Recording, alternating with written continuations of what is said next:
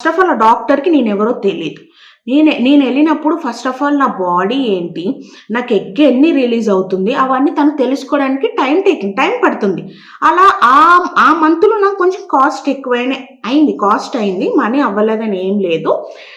ఆ నెల అయింది. అంటే డాక్టర్ నన్ను డే బై డే స్కాన్‌కి రమ్మనడం, ఎగ్ రిలీజ్ అవుతుందో లేదో చూడడం, అలాగా నన్ను డాక్టర్ అయితే ఖచ్చితంగా రమ్మని చెప్పింది. ఆ మంత్ కాస్ట్ అయింది. ఆ సెకండ్ మంత్ వచ్చేసరికి అసలు నాకు మనీ ఎక్కువ ఖర్చు అవ్వలేదు. ఎందుకు అనంటే ఆల్మోస్ట్ డాక్టర్ మిమ్మల్ని స్టడీ చేసేసింది.